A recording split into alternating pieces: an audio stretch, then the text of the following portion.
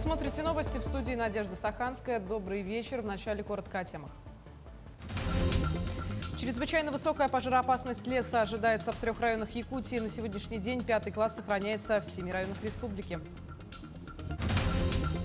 В Москве объединились те, кто ежедневно приближает победу. В Национальном центре «Россия» прошел масштабный форум Народного фронта, собравший волонтеров, военных медиков и общественников со всей страны. Лето, полное творчество. В Амгинском районе распахнул двери уникальный арт-лагерь. И за этой идеей не взрослые кураторы, а ученицы 11 класса.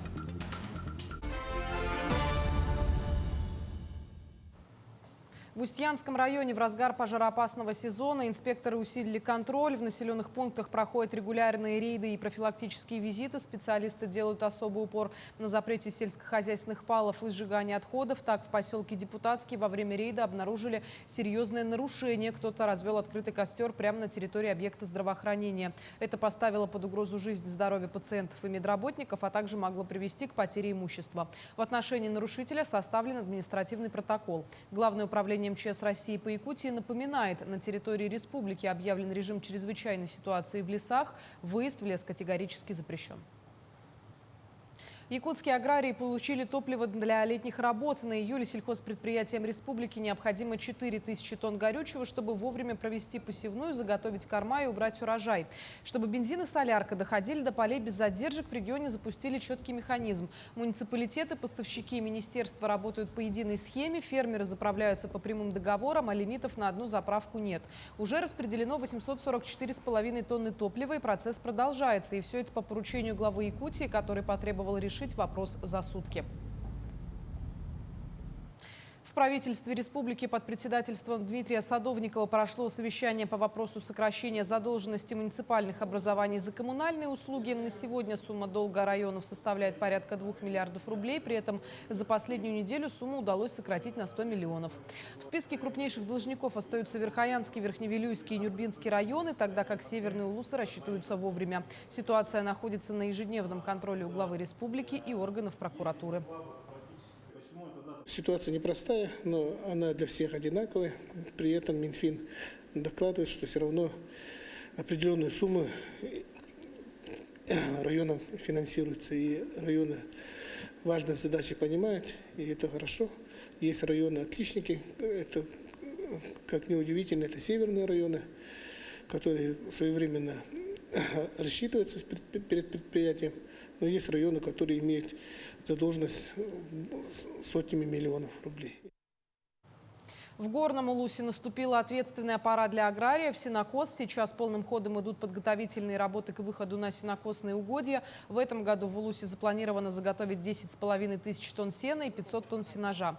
Напомню, что владельцам скота и лошадей предстоит обеспечить кормами на зиму 5 тысяч голов крупного рогатого скота и 7 тысяч лошадей.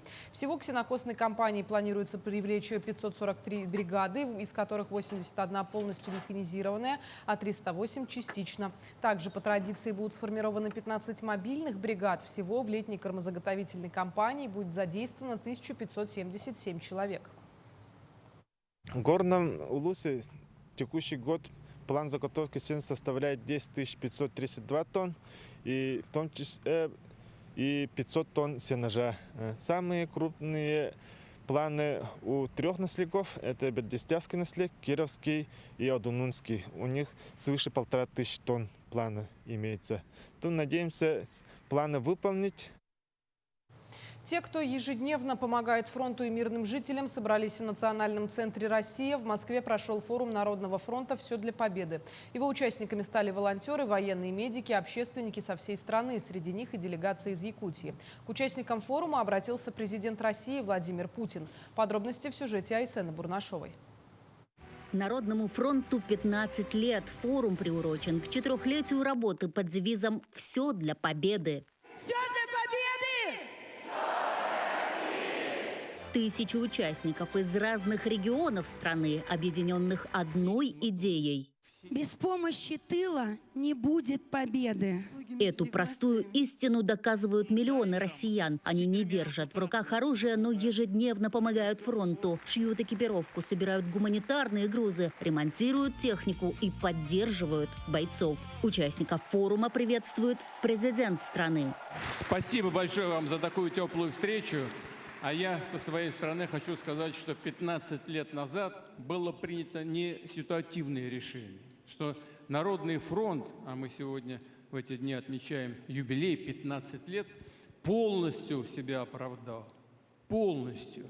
Потому что, во-первых, удалось собрать сюда таких людей, как вы. Вам низкий поклон за все, что вы делаете. Все 15 лет вы всегда, не только вот в эти годы проведения специальной военной операции, но все эти 15 лет вы всегда на острие решаемых страной проблем.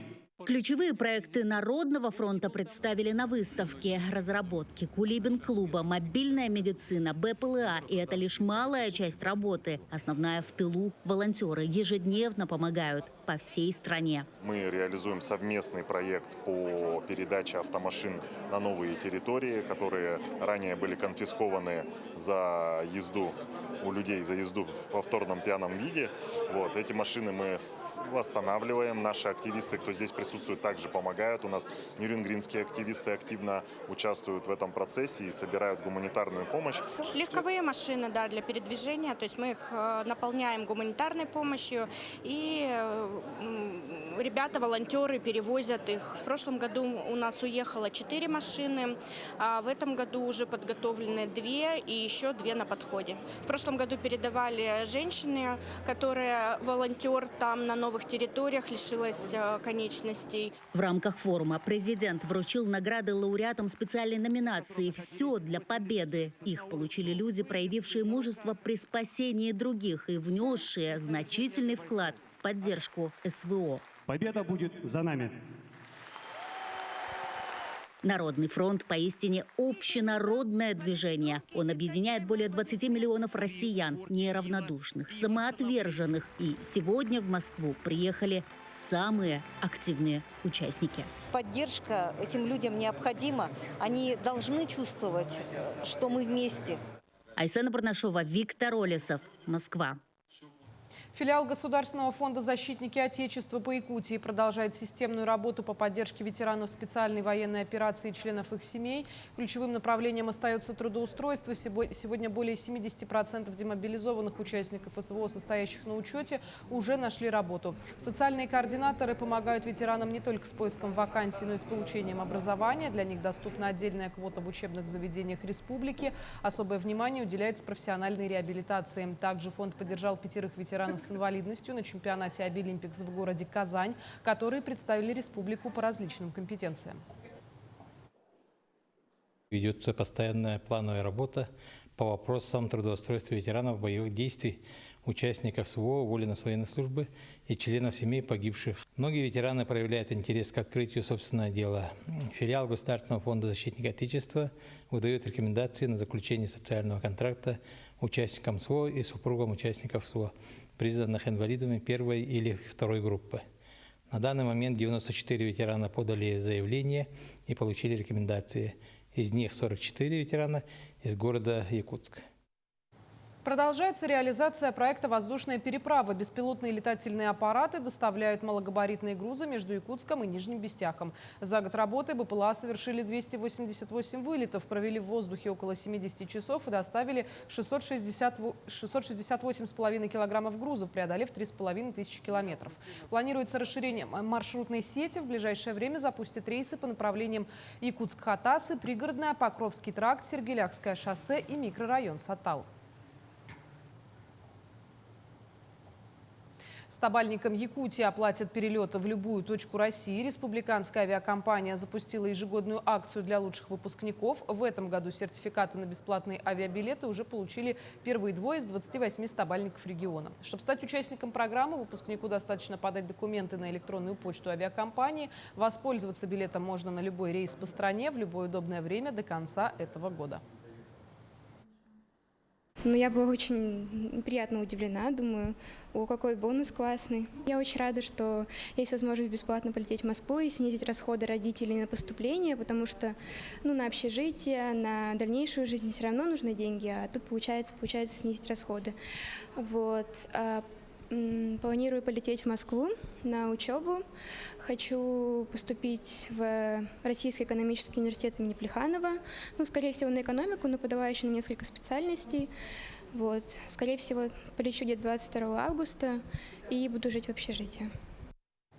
В Якутске работает выставка «Между книг», объединившая работы 32 художников. Вместо привычных галерейных стен картины разместили прямо среди книжных стеллажей, где они соседствуют с художественной литературой, научными изданиями и поэзией. Найти произведения можно с помощью бумажного или электронного навигатора. Концепция предложена художественным объединением «Красный кружок» и реализована в сотрудничестве с Российской государственной библиотекой для молодежи. Проект уже показал большой интерес в Москве и других городах, а в Якутске и Екатеринбурге набирает локальное значение. К 18 столичным участникам присоединились 14 уральских художников. Такой формат помогает по-новому взглянуть на библиотеку и делает современное искусство ближе как для детей и подростков, так и для взрослых людей.